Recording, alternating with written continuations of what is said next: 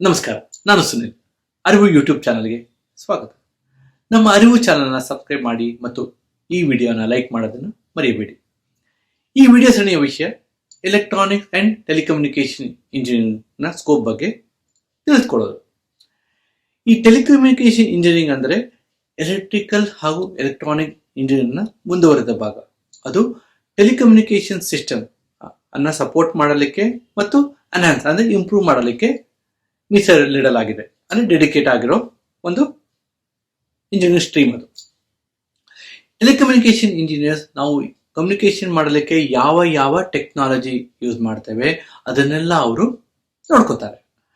ಅವರು ಟೆಲಿಕಮ್ಯುನಿಕೇಶನ್ ಸಾಧನಗಳ ಬಗ್ಗೆ ಅಂದ್ರೆ ಸ್ಯಾಟಲೈಟ್ ಆಗಿರ್ಬೋದು, ಉಪಗ್ರಹ ಅಂತ ಕರೀತಾರಲ್ಲ, ಕಮ್ಯುನಿಕೇಶನ್ಗೆ ಬಳಸುವ cable system, mobile phone, radio waves ಅಂದ್ರೆ ರೇಡಿಯೋ ತರಂಗಾಂತರಗಳು, ಇಂಟರ್ನೆಟ್ ಅಂಡ್ ಇಮೇಲ್ ಆಗಿರ್ಬೋದು, ಅಂತಹ ವಿಷಯಗಳ ಬಗ್ಗೆ ಸಂಶೋಧನೆ ಅಂದ್ರೆ ರಿಸರ್ಚು, ವಿನ್ಯಾಸ ಅಂದ್ರೆ ಡಿಸೈನು, ಡೆವಲಪ್ಮೆಂಟ್ ಅಭಿವೃದ್ಧಿ, ಮ್ಯಾನೇಜ್ ಅಂಡ್ ಮೇಂಟೈನ್ ಅಂದ್ರೆ ನಿರ್ವಹಣೆ ಮಾಡೋದನ್ನ ನೋಡ್ಕೋತಾರೆ.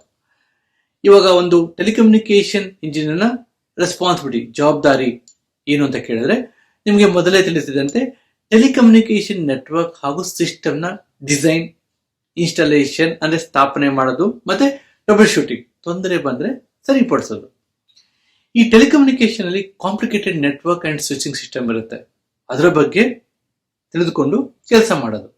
ಟೆಲಿಕಾಂ ಎಕ್ವಿಪ್ಮೆಂಟ್ಗಳ ಹಾರ್ಡ್ವೇರ್ ಮತ್ತು software upgradation, computer network and server technical issue ಏನಾದ್ರು ಬಂದ್ರೆ ಅದನ್ನ ಸರಿಪಡಿಸೋದು. ಈ ನೆಟ್ವರ್ಕ್ ಮಧ್ಯೆ ಸ್ಮೂತ್ ಟ್ರಾನ್ಸ್ಮಿಷನ್ ಆಫ್ ಡೇಟಾ ಅಂದ್ರೆ ಎರಡು ನೆಟ್ವರ್ಕ್ ಮಧ್ಯೆ ಡೇಟಾ ಏನು ತೊಂದರೆ ಬರದಂತೆ ಸಾಗುವಂತೆ ನೋಡ್ಕೊಳ್ಳೋದು. ಇನ್ನು ಟೆಲಿಕಮ್ಯುನಿಕೇಶನ್ ಇಂಜಿನಿಯರ್ ಜಾಬ್ ಪ್ರೊಫೈಲ್ ಬಗ್ಗೆ ಹೇಳಬೇಕು ಅಂದ್ರೆ, communication engineer, telecom engineer, telecom equipment engineer, electronic design engineer, electronic technician, development and test engineer, wireless communication engineer, RF engineer ಅಂದ್ರೆ radio frequency engineer, broadcast engineer, VoIP engineer, voice over internet protocol engineer, electronics and communication specialist, consultant, network engineer, network planning engineer, software engineer, satellite engineer. ಅದೇ ರೀತಿ ಅವರಿಗೆ ಕಾಲೇಜ್ಗಳಲ್ಲಿ lecturer ಮತ್ತೆ research assistant ಆಗೋ opportunity ಇರುತ್ತೆ. ನಮಸ್ಕಾರ.